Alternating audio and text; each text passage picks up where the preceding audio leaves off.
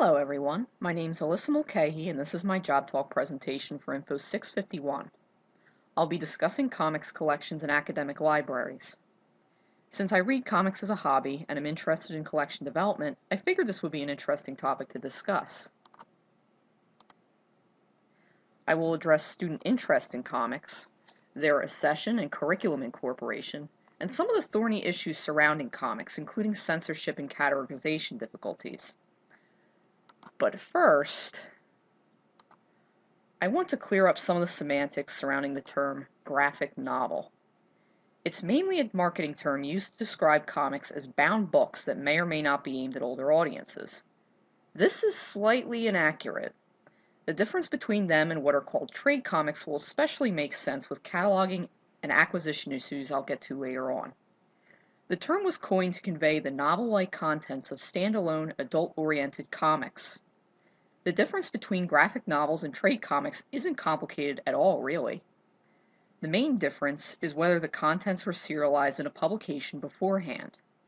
If a comic has run in a publication before being collected into book format, then it's a trade comic.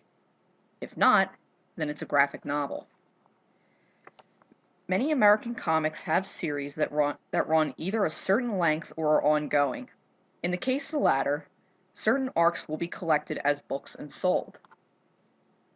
In Japan, serialization of manga, or Japanese comics, is pretty similar here. If a series becomes popular enough in a bi-chapter published magazine, its chapters are bound in paperback volumes and sold every couple of months.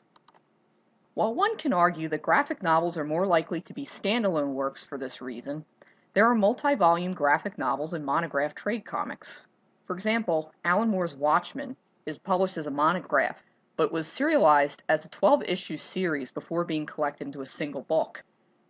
Now that I've drilled that into everyone's heads, I'll get down to business, starting with the popularity of comics among students.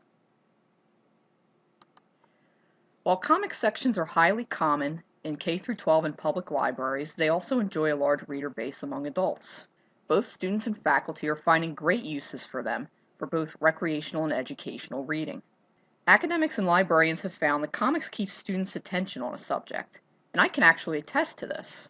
During my 100-level writing class in college, we read Marjane Satrapi's Persepolis. The professor usually struggled to get students to participate, but soon they were raising their hands more often and were genuinely interested in Satrapi's story.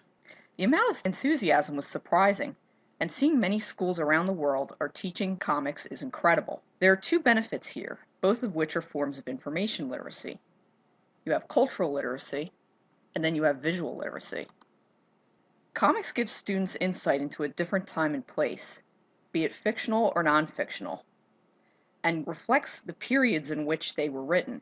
Like, one could see how racial representation has changed from unflattering racist caricatures to the more positively drawn, well-written characters of color today. Not that racism isn't still a recurring problem in comics writing, but the shift in attitudes is still noteworthy. For example, the black character in red on the left is the same black character reading on the right. He's Ebony White from Will Eisner's The Spirit, and his character was changed to be far less offensive.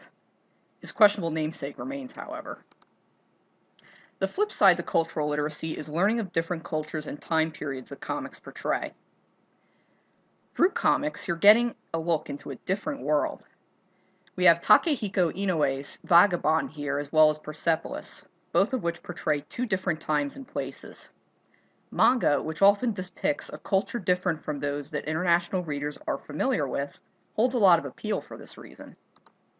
Visual literacy is the bigger of the two benefits here.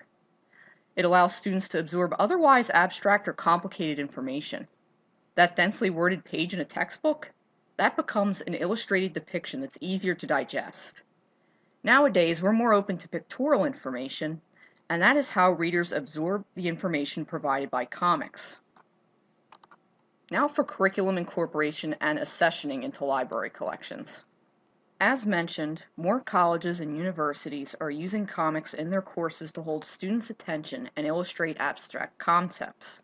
Since the use of the medium for multiple disciplines has risen in the past 30 years, one can use comics to portray a variety of subjects as displayed here. Essentially, students can become more appreciative of the material in this format since it's now comprehensible and even enjoyable to learn about. And if instructors use it effectively, post-secondary courses can even make students into avid comics readers. Now for accessioning. From what I've gathered, the comics area of academic library collections is newly developed rather than built over time. Their presence in these collections isn't prominent, but is still bigger than they once were. One study conducted by West Virginia University had actually found that academic library acquisition of comics had increased by 40% between 2008 and 2009, thanks in part to the enthusiasm generated by comic book-based movie adaptations. To attract students, academic librarians could create colorful displays and select titles that would interest a broad audience. Shelving comics near cafes or lounges is also a good idea. Using departmental liaisons to recommend titles is also encouraged here. It's understandable why the medium garners so much attention now. However, it's not without its problems. First you have social stigma, then you have multi-volume acquisition, plus categorization difficulties, and of course, censorship. While the perception of comics has changed, there are still plenty of people who see them as mindless entertainment. Many still believe that comics readers are either children or immature adults, even though reality paints a more colorful picture than that. The other comics readers I knew in college came from many walks of life. Inevitably, librarians and academics will run into people who still hold on to these stereotypes, including their colleagues. While this is difficult to change, one can explain the ways that comics are being used in the classroom and their benefits therein. This will involve bringing up examples, of course, so be prepared for that. And of course, multi-volume titles. Graphic novels are usually standalone monographs or at the very least a few volumes long, so they don't pose problems for acquisitions most often. Trade comics, however, tend to span multiple volumes, and their series are still ongoing publications most of the time. Manga isn't collected at the same rate of Western comics, and this may be due in part to their often lengthy serialization. Unless there's high demand, librarians would question whether acquiring so many volumes would be worth it. And now cataloging concerns. Because comics have branched out into a variety of genres, classification systems have a tough time regulating the medium into a single category. Dewey in particular has this issue, as its 714.5 call number is no longer enough. LCC doesn't have this problem too much, since it has subarrangements and can make more, but it's definitely a convenience issue.